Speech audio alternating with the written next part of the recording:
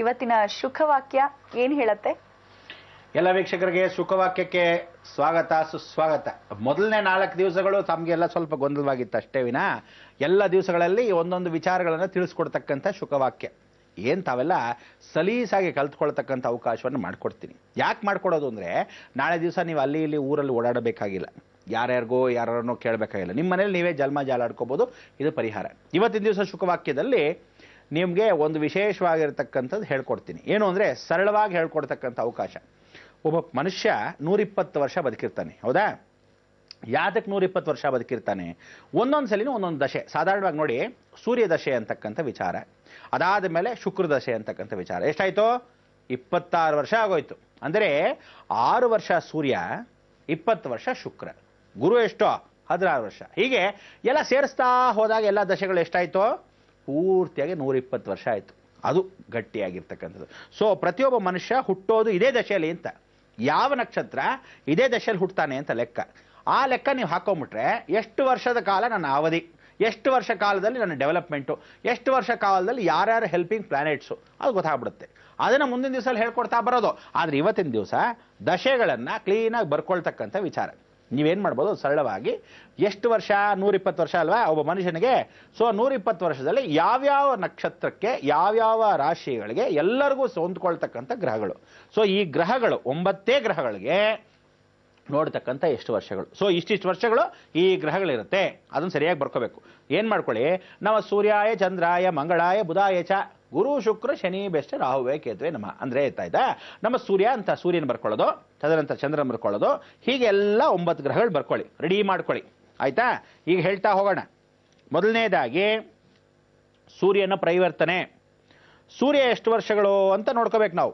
ಸೂರ್ಯ ಎಷ್ಟು ವರ್ಷಗಳು ಅಂತ ನೋಡ್ಕೋಬೇಕು, ಬರ್ಕೊಳ್ಳಿ. ಆ ಸೂರ್ಯ ಬಂದು 6 ವರ್ಷಗಳು. ಮೇಲ್ಗಡೆ ಸೂರ್ಯನ ಪಕ್ಕ 6 ವರ್ಷ ಅಂತ ಹಾಕ್ಕೊಳ್ಳಿ. ನಮ್ಮ ಸೂರ್ಯಾಯ ಚಂದ್ರ ಎಷ್ಟು ವರ್ಷ? 10 ವರ್ಷಗಳ ಕಾಲ. ಎಷ್ಟು ವರ್ಷ? 10 ವರ್ಷ ಕಾಲ. ನೀವು ಪಕ್ಕದಲ್ಲೇ ಹಾಕೊಂತ ಬರಬೇಕು. ಆಮೇಲೆ ನಿಮಗೆ ಯಾವ ನಕ್ಷತ್ರಗಳು ಈ ದಶೆಯಲ್ಲೇ ಹುಟ್ಟುತ್ತಾರೆ ಅಂತ, ಇನ್ನು ಬೇರೆ ದಶೆ ಹುಟ್ಟಕ್ಕೆ ಸಾಧ್ಯವಿಲ್ಲ.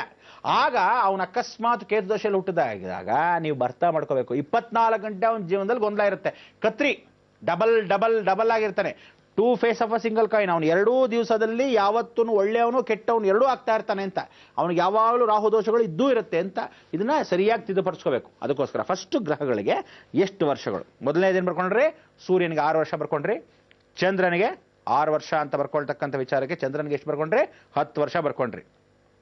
ಮಂಗಳ ಗ್ರಹಕ್ಕೆ ಬರ್ಕೊಳ್ಳಿ, 7 ವರ್ಷಗಳ ಕಾಲ. ಮಂಗಳನಿಗೆ 7 ವರ್ಷ ಕಾಲ. ಕೇತು ಬರ್ಕೊಳ್ಳಿ, 7 ವರ್ಷ ಕಾಲ. ಕೇತುನು 7 ವರ್ಷಗಳ ಕಾಲ.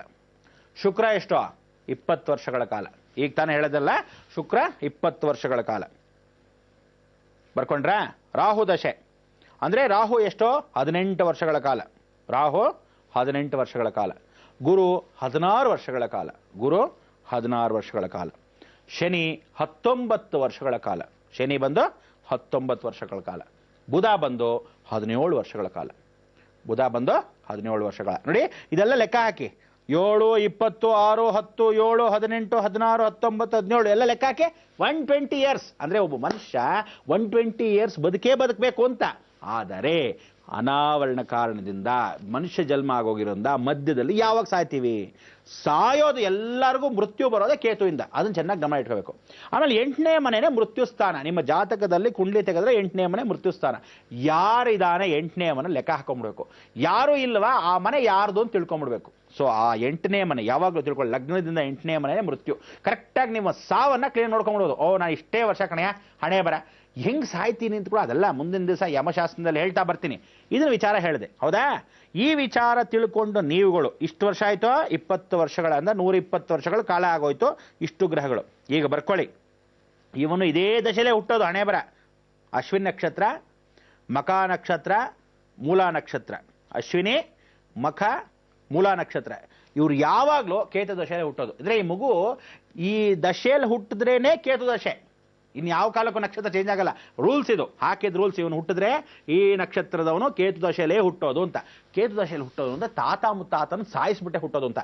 ಈ ನಕ್ಷತ್ರದವರು ಅಶ್ವಿನಿ ನಕ್ಷತ್ರ ಅಂತ ಇಟ್ಕೊಳ್ಳಿ, ಅಥವಾ ಮಖ ನಕ್ಷತ್ರ, ಮೂಲ ನಕ್ಷತ್ರ. ಈ ನಕ್ಷತ್ರದವ್ರು ಏನಾದರೂ ಹುಟ್ಟಿತು ಅಂದ್ರೆ ಯಾವಾಗಾದ್ರೂ ನೀವು ಹಳೇದ್ ಮೆಲ್ಕ್ ಹಾಕಿ, ಅಜ್ಜಿ ಸತ್ತೋಗಿರ್ತಾರೆ, ಟಕ್ಕಂದ ಅಜ್ಜಿ ಸತ್ತ ಮೇಲೆ ಇವನು ಹುಟ್ಟೋದು. ಇಲ್ಲ ತಾಯಿನೇ ಗರ್ಭಕೋಶದಲ್ಲಿ ಮಗು ಹೊಟ್ಟು ಹೊರಗಡೆ ಬಂದ ತಕ್ಷಣ ತಾಯಿನ ಸಾಯಿಸ್ಬಿಡುತ್ತೆ, ಇಲ್ಲ ತಂದೆಯನ್ನು ಕಳ್ಕೊಂಡ್ಬಿಡುತ್ತೆ, ಇಲ್ಲ ಬೀದಿಲಿ ಅನಾಥ ಆಗಿ ತಂದೆ ತಾಯಿ ಇಬ್ರು ಹೋಲ್ಸೇಲ್ ಸಾವು. ಅಂದರೆ ಬಸ್ಸಲ್ಲಿ ಹೋಗ್ತಾ ಇದ್ದು ಪ್ರಯಾಣ ಆಗ್ತಾನೆ ಗರ್ಭಧಾರಣೆ ಪರಿವರ್ತನೆ 9ನೇ ತಿಂಗಳು ಹೋಯ್ತು, ಆಕ್ಸಿಡೆಂಟ್ ಆಗಿ ತಂದೆ ತಾಯಿ ಇಬ್ರು ನೆಗೆದು ಬಿದ್ದೋದ್ರು. ಅಂದ್ರೆ ಏನು, ಆ ಮಗು ಸಾಯಿಸ್ತು. ಸಾವನ್ನ ಖಂಡಿತವಾಗ್ಲೂ ಕೇತುದಶೆಯವರು ಒಂದಲ್ಲ ಒಂದು ತಗೊಂಡ್ರೆ, ಒಂದು ಟೇಕ್ ಒಂದು ಗಿವ್, ಆ ಥರನೇ ಪರಿವರ್ತನೆ. ಸೊ ಅಶ್ವಿನ್ ನಕ್ಷತ್ರ, ಮಖ ನಕ್ಷತ್ರ, ಮೂಲ ನಕ್ಷತ್ರ ಇದು ಕೇತುದಶೆಯಲ್ಲಿ ಹುಟ್ಟೋದು. ಭರಣಿ, ಪುಬ್ಬ, ಪೂರ್ವಾಷಾಢ. ಭರಣಿ, ಪುಬ್ಬ ನಕ್ಷತ್ರ, ಪೂರ್ವಾಷಾಢ ನಕ್ಷತ್ರ ಇವ್ರು ಹಣೆ ಬರೆ ಶುಕ್ರದಶೆಯಲ್ಲೇ ಹುಟ್ಟೋದು. ಯಾವತ್ತು ತಿಳ್ಕೊಂಬಿಡಿ, ಇವರು ಹುಟ್ಟಿದರೆ ಗಂಡಾಗ್ಲಿ ಹೆಣ್ಣಾಗ್ಲಿ ಇವರ ಮನೆಗೆ ಅಷ್ಟೈಶ್ವರ್ಯಗಳು ಬರುತ್ತೆ.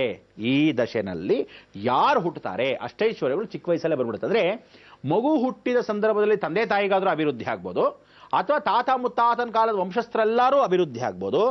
ಆ ರೀತಿಯಾಗಿ ಈ ಶುಕ್ರ ಎಂಟ್ರಿ ಆದ ಅಂತ. ಕೆಲವ್ರಿಗೆ ಅಕಸ್ಮಾತ್ ಸೂರ್ಯ ಚೆನ್ನಾಗಿಲ್ದಿದ್ದ ಪಕ್ಷದಲ್ಲಿ ಯಾರಿಗಾದ್ರೂ ಕಣ್ಣು ಹೋಗ್ಬೋದು, ಇಲ್ಲ ನರದೌರ್ಬಲ್ಯ ಇರ್ಬೋದು, ಇಲ್ಲ ಹೆಣ್ಣಿನ ದೇವತೆ ಆರಾಧನೆ ಪೂಜೆನೇ ಮಾಡ್ಕೊಂಡಿರ್ಬೋದು, ಅಥವಾ ಯಾವ ಕಾಲಕ್ಕೂ ಹೆಣ್ಣಿನ ಸಂಬಂಧನೇ ಇಲ್ಲದೆ ಇರ್ಬೋದು, ಅಥವಾ ಪುರುಷಾರ್ಥವನ್ನೇ ಕಿತ್ಕೊಂಡ್ಬಿಡ್ಬೋದು, ನಪುಂಸಕ ಗ್ರಹವನ್ನ ಮಾಡ್ಬಿಡ್ಬೋದು. ಅದಕ್ಕೋಸ್ಕರ ಶುಕ್ರನ ಪೋರ್ಟ್ಫೋಲಿಯೋ ಏನಿದೆ, ಈ ಮಕ್ಕಳು ಈ ನಕ್ಷತ್ರದವರು ಶುಕ್ರದಶೆಯಲ್ಲೇ ಹುಟ್ಟಿರ್ತಾರೆ. ಇನ್ಯಾವುದೂ ಚೇಂಜಸ್ ಇಲ್ಲ, ಬರೆದಿಟ್ಕೊಂಡ್ಬಿಡೋದು. ಯಾವುದೋ ಭರಣಿ ನಕ್ಷತ್ರ, ಪುಬ್ಬ ನಕ್ಷತ್ರ, ಪೂರ್ವಾಷಾಢ ನಕ್ಷತ್ರ ಇದು ಯಾವಾಗಲೂ ಶುಕ್ರದಶೆಯಲ್ಲೇ ಹುಟ್ಟೋದು. ನೆಕ್ಸ್ಟ್ ಕೃತಿಕಾ ನಕ್ಷತ್ರ, ಉತ್ತರ ನಕ್ಷತ್ರ, ಉತ್ತರಾಷಾಢ ನಕ್ಷತ್ರ. ಕೃತಿಕಾ ನಕ್ಷತ್ರ, ಉತ್ತರ ನಕ್ಷತ್ರ, ಉತ್ತರಾಷಾಢ ನಕ್ಷತ್ರ ಇವ್ರು ಸೂರ್ಯದಶೆಯಲ್ಲೇ ಹುಟ್ಟೋದಪ್ಪ. 24 ಗಂಟೆ ಸೂರ್ಯದಶೆಯಲ್ಲೇ. ಏನು ಅಂದ್ರೆ ಅತಿ ಶೀಘ್ರದಲ್ಲಿ ಕನ್ನಡಕ ಹಾಕೊಂಡ್ಬಿಡ್ತಾರೆ ಲಕ್ಷ್ಮಣಗೆ. ಡಾಕ್ಟರ್ಸ್ ತರ ಒಂದು ಸ್ಟೈಲು ಪೈಲು. ಅಂದ್ರೆ ಚಿಕ್ಕ ವಯಸ್ಸು ಮಕ್ಕಳೇನೆ, ಕಣ್ಣುಗಳಂತೂ ಕಾಂತಿಗಳು ಕಮ್ಮಿ. ನೋಡಿ ಎಲ್ಲರೂ ಹೇಳ್ತಾರೆ ವಿಜಯಲಕ್ಷ್ಮಿ ಅಪ್ಪ ನಮ್ಮ ಹೆಸರು ಅಂತಾರೆ. ವಿಜಯ ಇರಲ್ಲ, ಇಲ್ಲ ಲಕ್ಷ್ಮಿ ಇರುತ್ತೆ, ಇಲ್ಲ ಲಕ್ಷ್ಮಿ ಇರಲ್ಲ, ವಿಜಯವಾಗಿರ್ತಾರೆ. ಹೆಸರಿಗೆ ತಕ್ಕಂತೆ ಜೀವನ ನಡೆಯಲ್ಲ. ಅದಕ್ಕೋಸ್ಕರ ನಾವೇನ್ ಮಾಡ್ತೀವಿ, ಈ ದೋಷಗಳನ್ನ ಪರಿಹಾರ ಮಾಡಕ್ಕೆ ಆ ದಶೆನಲ್ಲಿ ಆ ನಕ್ಷತ್ರ ಹುಟ್ಟಿದಾಗ ಇಂಥ ದೇವ್ರ ಹೆಸರೇ ಇಡಿ ಅಂತ ಯಾಕೆ ಬಡ್ಕೊಂತೀವಿ ಅಂದ್ರೆ, ಈ ಗ್ರಹ ಆ ದೇವರು ಪೂಜೆ ಮಾಡ್ತಾ ಇದ್ದ, ನಿಮ್ ಕಂಟ್ರೋಲ್ ಆಗತ್ತೆ. ಕಣ್ಣಿಲ್ದಿದ್ದ ಸೂರ್ಯ ಪೂಜೆ ಮಾಡ್ತಾನೆ, ಈಶ್ವರ ಪಾರ್ವತಿನ ಪೂಜೆ ಮಾಡಿದಾಗ ನೀನು ಈಶ್ವರ ಪಾರ್ವತಿ ಹೆಸರಲ್ಲೇ ಇಟ್ಟರೆ ಮಕ್ಕಳಿಗೆ ಯಾಕೆ ಆಗಲ್ಲ, ಯಾವ ಕಾಲಕ್ಕೂ ತೊಂದರೆಗಳು ಬರಲ್ಲ. ಯಾತಕ್ಕೆ, ನೀವುಗಳು ಮಾಡೋ ತಪ್ಪಿಗೆ. ಟಿಂಕೋ ಮಿಂಕೋ ಪಪ್ಪಿ ಬಾಯಲ್ಲಿ ಹಿಂಗೆ ಕರೆದ್ರೆ ಮುಂಡಾ ಮೋಸ್ತು. ಅದಕ್ಕೋಸ್ಕರ ಪರಿವರ್ತನೆ ಆಗದೆ ಇರತಕ್ಕಂಥ ವಿಚಾರ.